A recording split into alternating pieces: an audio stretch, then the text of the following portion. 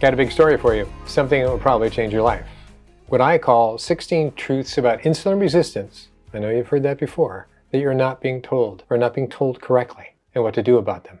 So why I say that, and it sounds rather arrogant to say something like that, I'm going to tell you something you haven't heard before. I'm pretty sure for about 99% of you, you think you know what I'm about to say. It's kind of like hearing a story and you know how the ending's going to be until you listen to the person telling a story and you go, that's not how I heard that story. That's what I want. That's the aha that I want you to have. This isn't going to be like what you've heard before. And the objective is, and how you can measure the value of this video and all the subsequent videos that are going to be coming out, is this useful information to you? Is it actionable information to you? And does it motivate you to take action on those pieces of information? So it's meant to be important nuggets of assessment. We're going into data, we're going into labs, truths that I've learned by working with my clients over the last 4 to 6 years that I didn't know as well as I do now, because the data showed without a doubt relationships that were either misrepresented to me or were not really completely understood. Okay, let's get started. 16 truths about insulin resistant that you are not being told and what to do about it. First, some context about what you need to know. So you're going to know why this is valuable information, very valuable information. Okay, one is called the Kraft patterns. There is a person called Joseph Kraft, a doctor in Chicago, and there's a whole other video that I'll refer to later that I've done all about his life and all the background, so I'm not going to hit that again. But he came up with this thing. He was the first to think about, in the 70s to really all the way up to the end of the 90s, about 20 years of research. And what he did was a glucose tolerance test. But his thinking was this: I don't think glucose is the whole story about diabetes, and insulin resistance was starting to be used. It was a concept that came up in the early 60s, but it had a vague definition. So what he did is he said, I am going to measure insulin together with glucose, both fasting, and then throughout this thing called a glucose tolerance test. So a person comes in and they get their fasting insulin and their fasting glucose measured. That, by the way, is about $20 worth of labs, maybe a little less. And then they get a 75-gram bolus of glucose they have to swallow, and they'll probably get a little bit nauseous. It's not a fun test. And then at that point, 30 minutes later, and 30 minutes later, and 30 minutes later, all the way up to 2, and he did it actually up to 4 hours, he's going to see the rise and fall of not only glucose, but the rise and fall of how long it takes your body to have your insulin come back to normal. One is, how high did your insulin go? And then how long did it take for it to come back to normal? And that's what these levels are. And this is an illustration that I'm borrowing from, I believe, Ira Cummings did. And there's many, and you can get many illustrations. I think he did the best one. And so Kraft basically broke it down by saying people with normal glucose can still be borderline diabetic because their insulin is so high. So he coupled these together and came up with these patterns. So here's normal glucose, higher, higher, higher, and he labeled these different patterns, 1, 2, 4, and there's actually even 5 patterns. I'm not going to get into that. I went into that before, and you'll see the reference later on if you really want to dig into all the details. But just know that he is the one that cracked the code on insulin resistance and diabetes by saying, hey, I think we need to look at insulin together with glucose, fasting, and then after the bolus of glucose, okay? So this is Dr. Kraft, the father of the insulin assay. He died not that long ago, so that's 7 years ago. So Kraft's research basically developed these particular patterns, and it took a lot of work, and he needed a lot of help to go through roughly 15,000 different patients' data.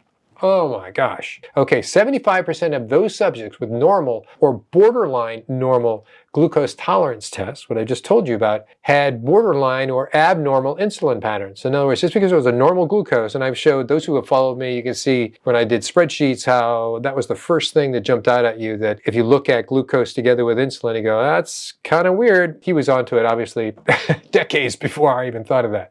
And probably because of him, I thought of it. Likely had diabetes in situ, which is the beginning, they're diabetic, or something a little less, what he calls occult diabetes. So Dr. Kraft's major discovery was that the glucose tolerance test can be totally normal when you're just looking at glucose. Totally normal. Yeah, glucose went up and it went down. We're good. You got back to normal in 2 hours. Yeah, well, what about the insulin? What about the insulin? That's him. That's his question, and he broke the mold on answering that and making sure that everybody else knew it. And your doctors today still don't take fasting insulin with glucose? I don't know why that is. I don't know if it's a conspiracy. I don't know if they're lazy. I don't know if they're ignorant. I don't know if they're fearful. But anyway, fasting glucose and fasting insulin is not expensive. It should be done more so than the cholesterol and everything else. my little pitch. And everybody else thinks that way too. Hi, sorry to interrupt. I just wanted to say, have you ever wondered where Dr. Goldkamp gets all his data? And what gives him the right to say this is associated with this and therefore da da da da da da? It's the work that I get out of all the clients that I've worked with. I put them in a huge database, spreadsheet, from their scatter plots, and it is proven to be invaluable. And it's something that I obviously encourage all doctors to do because it's the clear way of showing relationships between various issues. But really the upside for clients, it gives them little things that we can address that dramatically change their health. That's the key. The little things. There's not like, oh my gosh, I got to go do this. Nope, it's not about the big things. It's about the little things. You change certain ratios and it's amazing what happens, whether it's hormonal or not. And I'm in the midst of actually doing research around a big LabCorp panel that I've already done about 100 people for, but in talking to certain researchers that have helped me saying, do it again, add to it, and you might want to consider some other tests. It has become very exciting to be part of this research now in building this out. So the upside here is saying, have you ever thought about becoming a client? If you have, if you're interested, just send me an email and I'll say, this is what it means. And this is how I work with people in one of two ways. We focus on the one big panel that I'm doing my research on that I've done with all my clients. And others are much more comprehensive. We do a couple of other panels, genomic work, nutrient deficiencies, and hormonal panels, neurotransmitter as well. Consider it. So normal glucose, despite insulin levels still being high, that's not healthy. And he's the one that discovered that. So before Dr. Kraft, it was just this. Come in for your glucose tolerance test. You'd add a fasting glucose, right? Then you're given the 75 grams of glucose. 30 minutes after you had the glucose, they'd measure your serum blood glucose again, and then 60, 90, et cetera, et cetera. And that wasn't good enough. That was just kind of like, high or not. How we measure insulin resistance is the second part of the context you need to know about before we get into data, right? So now you know about, he says glucose and insulin together, fasting, that's going to show something. He did the GTT glucose tolerance test. Now we're going into, all right, HOMA-IR. This came in, and you'll see a timeline later coming up, but HOMA-IR is something that I use and a lot of other people use. And there's the big fancy word, homeostasis model assessment of insulin resistance. Just remember IR, HOMA-IR. So I'm going to call it HOMA-IR. How is insulin resistance measured? It's the standard used for assessing insulin resistance. People argue, well, this isn't good enough. On a one-to-one basis, if you just go one person taking their HOMA-IR, which is using fasting glucose and fasting insulin, I'll show you the formula in a second, or where to go to assess yourself, isn't that valuable, they say. But when you look at a collective on a population basis, I'll be looking at roughly 80 to 100 people, suddenly it becomes wake up clear. Very important. So we're looking at this HOMA-IR over 1.4, and I want you to drill that number into your head. 1.4. Higher is going to be called insulin resistance. Lower, under 1.4, is not insulin resistance. Pretty straightforward, okay? All right, HOMA-IR. So, since the United States is the only flunky country in the world that has not converted to the metric system, the only country in the world that somehow, back in the 70s under Carter, we were all going to be converted into the metric system. But after that, I guess we couldn't do it. Is it our school system? I don't know. Different topic. But anyway, we are the only non-metric country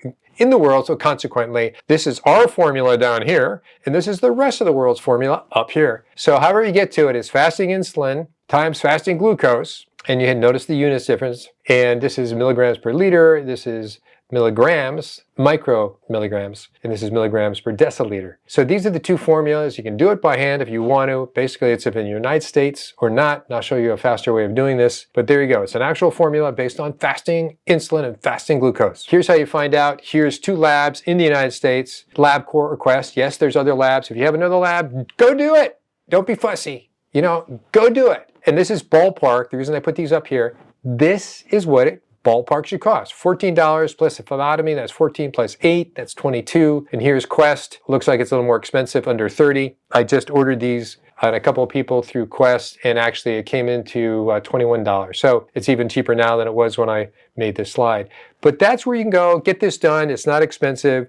Fasting, 12-hour fasting, you do it in the morning. After you get those numbers, what I want you to do is plug in your insulin number here, your fasting insulin number here, and your fasting glucose number here. And here it doesn't really matter where you are in the world. There's a link for this. You can toggle the units to American or metric, right? So everybody else is going to use metric. United States uses the non-metric. So, little timeline to say this is a big deal that developed really in the last quarter century or less. So I told you about Dr. Kraft, and he's the one that brought the GGT together with insulin and made that a big deal. That started to be popular in the early 2000s, and it's done a lot now by those who look into that sort of thing. Then in 1985, HOMA-IR was developed by Dr. Matthews at Oxford University in the UK. At that point, still in the 80s and early 90s, nobody really had any special way of doing things. Then Dr. Rabin, he was at Stanford, I believe, and did all of this is in the previous video, so I'm not going to go deep into it, is that he started using the HOMA-IR and said, wow, this is actually really pretty cool and a predictor of age-related diseases. And so now that was 2001. 2010, HOMA-IR, 25 years after it came about, started becoming commonly used. 25 years later, both of these tests, glucose, insulin, used together,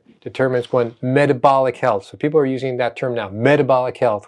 How's your metabolic health? And all this does have to do with ketosis and so on. We're not going there today, but that ties into this. So metabolic health. Here's the video I did of all the data. If you want to go back further about Dr. Kraft and HOMA-IR, how it was developed, that was it. And it's a big deal. Okay. How I use HOMA-IR 1. So now there's subsequent HOMA-IR 2 and subsequent. The difference is HOMA-IR 1 is fine, and that's what the majority of the world has used for, as you can see, certainly since 2010, but since 1985. So we're using HOMA-IR 1 to achieve a deeper level of analysis. Let me show you what I'm doing. So I have all these clients, and this is sort of a portion of my spreadsheet. And what I did is that I took their HOMA-IR, which is what this is. I don't know if you can read that or not. These are all different labs and so on and so forth. I simply sorted by everybody who is 1.4 or under, right? So I put them in blue, so they're non-insulin resistance, HOMA-IR of 1.4 or less, they're non-insulin resistance. And in red, everybody over 1.4. The spreadsheet's a lot bigger, but this gives you an idea. And I cut it, right? I sliced all the data in half. You're either in group A or you're in group B. You're either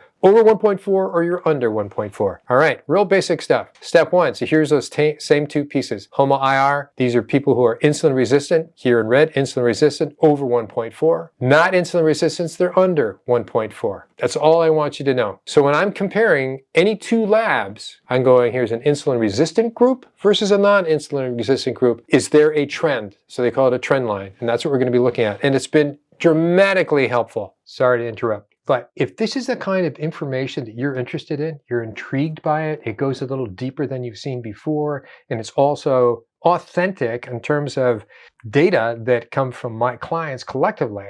So it's not some abstract out there, it's actual feet on the ground, if you will. It's where the tire meets the road, all those cliches. If this is something you're interested in, do me a favor, subscribe to the channel, hit the bell, and if you have any specific questions, send me an email. So you saw my spreadsheet, that's this background here. So people come in, they get the labs done, I get the labs, I put the labs in a spreadsheet, boom. And from the spreadsheet, I get to do scatter plots. Pretty straightforward. These are just samples, nothing really important right now. But now you know where this came from. That's what I want you to know. It's real data from real people through a real doctor. Examples of what we're going to look at in depth, but not in this video. We're going to look at some in this video, but we're going to continue because I want you to be comprehensive. There's these, I'm not a one-size-fits-all doctor. So when you see a YouTube or some sort of ad saying, just take this and you're fine, just take this and you're going to address everything, you know, you're going to be metabolically healthy for the rest of your life. Well, for the most part, that's a crock of shit. So I want you to be no longer ignorant about what you need to know. And pardon my French. All right, scatter plots. These are some of the things we're going to compare. Right now, we're going to do cholesterol. We'll get into, let me tell you, pounds overweight, various kinds of fatty acids, omega-6, linoleic acid, omega-3s, breaking those down, glutathione, homocysteine, ferritin, iron, B12, It goes on and on and on. IGF. We'll get to those later, but right now I'm going to take a piece of it and show you how we're comparing it. So if you understand Dr. Kraft's work, you understand the HOMA-IR, and knowing how we're using it, that's the foundation I want to put all these levels of understanding on. It will not be complicated, it will be usable, and you can do this for yourself. Okay, first up, LDL, low density lipoprotein, the one that your doctor says, your LDL is high, sweetie, or sir, or boy, or whatever, and oh my gosh, what should I do? You should be on a statin. That story is 70 years old, and that story is completely wrong. All right, let's look at this. So we're looking at age. So these are the people who have seen me from ages 15 to 80. We're looking at non-insulin resistant people under 1.4 HOMA-IR versus insulin resistant people over 1.4 HOMA-IR. What do we see? Well, with age, you could say, when we look side by side, their total cholesterol, right here, total cholesterol is in green, LDL, blue, HDL is beige or gold or whatever, and your triglycerides are red. What we see is pretty similar. All the cholesterols go up with age, and the triglycerides tend to go down with age. All right, it's hard to sort of see, is there a difference? And I'll tell you what the difference is. The non-insulin resistant cholesterols go a lot higher. So a non-insulin resistant person who's 80 is going to have far higher cholesterol, than a insulin resistant. So insulin resistant people will have a lower total cholesterol, LDL, HDL. They'll have a higher triglycerides. Let me show you one more picture putting them together. So this is one superimposed on top of the other. The solid lines are non-insulin resistance. The dotted lines are insulin resistance. And you go, well, for the most part, they're pretty much the same, except they're higher, as I said, with age in non-insulin resistant people. You go, okay, so what's the big deal? Let's explore that a little bit, a little more. We're going to break it down. So far, what you learned is it increases with age, and how you interpret this is that those who were 80 that got their labs done that I knew, right, that worked with me, that they had higher cholesterol across the board. So that's the trend. And those who were younger had lower. So what you may infer from this, though it's just a correlation, it's not a causation. I get that, they say correlations are not causation. I'm saying if it looks like a duck and it walks like a duck and it quacks like a duck, I'm going with it's a duck, even though this is just one person put together, and so that's what a trend line is. So I will take this for me that it is healthier, or it is metabolically healthier to have higher cholesterol as you get older than lower. And that's the opposite of what you're hearing. I don't want to beat that horse. But wait, being insulin resistant, HOMA-IR over 4 lowers your cholesterol, lipids? Is this what I've been saying? You're right. I'm going to show you that a little bit different. So now I did HOMA-IR across the bottom, right? 1.4 is here. Under that is non-insulin resistance. Right? So this little smush, this little space here where you can see all the dots, those are non-insulin resistant people. Everybody on the other side, all these others, and there's others that go beyond this little square picture, are insulin resistant. So what does this show us? So when we do the lipid panel, triglycerides, total cholesterol, HDL, LDL, I use different colors. It shows that the more insulin resistant you are, the better your cholesterol looks and the happier your doctor is. The only thing that doesn't get to do very well is your triglycerides go far higher. So if you're not looking at triglycerides, your cholesterol is perfect with worsening metabolic health, with higher HOMA-IR, with greater insulin resistance. Which is healthy then? Which is healthy? Higher cholesterol or lower cholesterol and higher HOMA-IR? I'm going to throw that out there rhetorically. I'm hoping you know that the obvious answer is higher is better. Okay, so the conclusion is obvious. HOMA-IR, now we did a little bit different. HOMA-IR compared to age. You haven't seen this before. So HOMA-IR compared to age. In other words, for those who lived longer to 80, they were lower insulin resistance, and some were not insulin resistant at all. As you can tell, this is just a trend line. So everybody below 1.4 would be right about here, are non-insulin resistant. Or you could say it this way, non-insulin resistant people, per my data, live longer than insulin resistant people. Isn't that interesting? Pretty black or white. This is the value of HOMA-IR. This is the value of using this as a tool and cutting it through all your data. So obvious is those who live to be 80 are not insulin resistant for the most part. The implication is the lower your HOMA-IR, the longer you live. Closer comparison. Insulin resistant people, non-insulin resistant people, all right? We're comparing it to glucose. So as their glucose gets higher, this is fasting blood glucose, and we're comparing it to their cholesterol panel.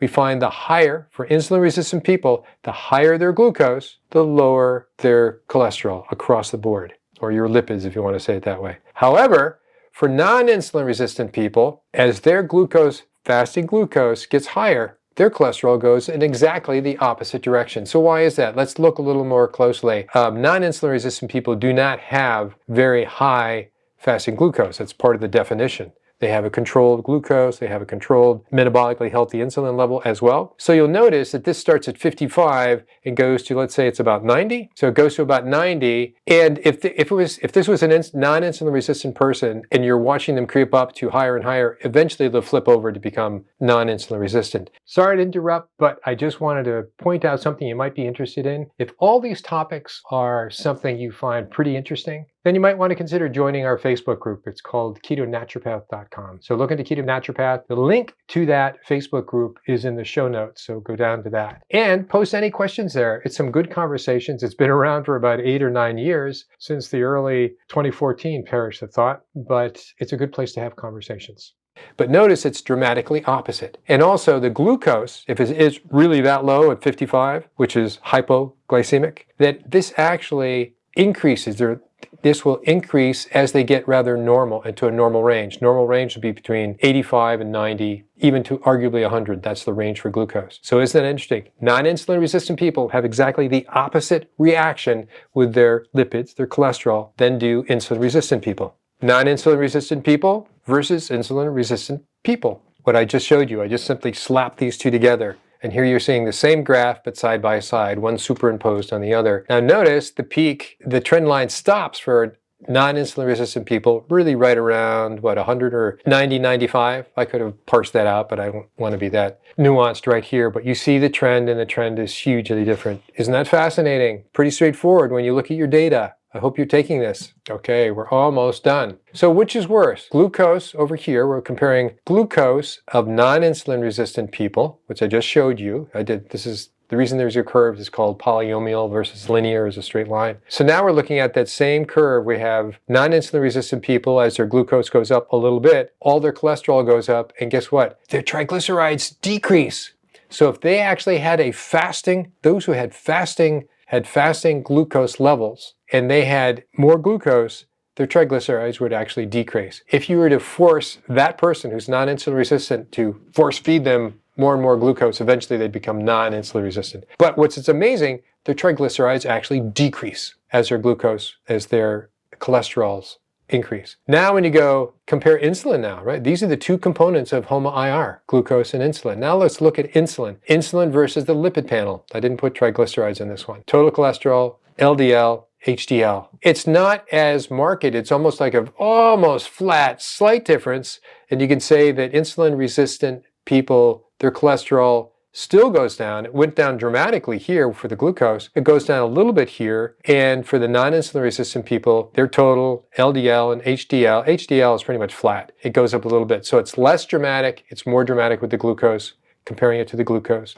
and separating it to those two groups. Less dramatic than looking at insulin. Okay, last thing to wrap this up for these particular nuggets on this particular video. Looking at glucose and insulin separately, which is what we just did, we're just going to look at triglycerides, which I sort of left out. Now look at this. Glucose, as your glucose goes up, here's over here, this is glucose. Glucose is over here, and this is triglycerides. Ordinarily, when you say, hey, what's the relationship between glucose and triglycerides, people are going to say, the higher your fasting glucose, the higher will be your triglycerides. This is kind of what I just showed you, is that, wait a minute, this green line is for non-insulin resistant people, and it showed that as their fasting glucose on a per person basis got higher and higher, their triglycerides went lower. Now, if their glucose was way up here, but what I want to point out and why this is a very special graph, don't let it slip away. Here's the insulin resistant people. Notice it starts around, call that 95. As their insulin resistance, as their fasting glucose goes higher and higher,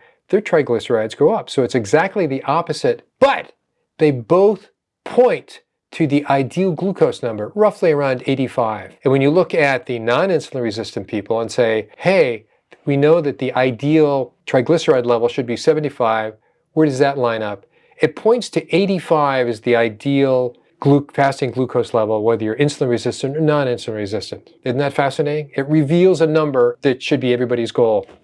That is sort of an idea, sort of a one-size-fits-all, but how there's two separate groups. Now let's look at insulin versus triglycerides. As their insulin, remember that's the whole Kraft thing, as their insulin gets higher and higher, what do we say? They say, well, of course their triglycerides are going to go up. This is linear graph, by the way.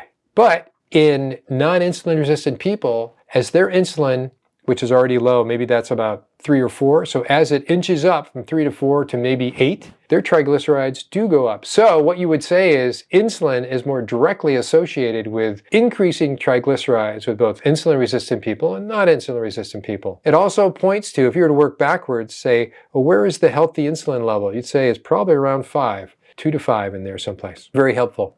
I'm going to leave you at that. So those are truths that were revealed about insulin resistance and non-insulin resistance, about total cholesterol, LDL, HDL, and triglycerides compared to glucose and insulin. Hope you got something out of it. We're going to go further with this over the next couple months.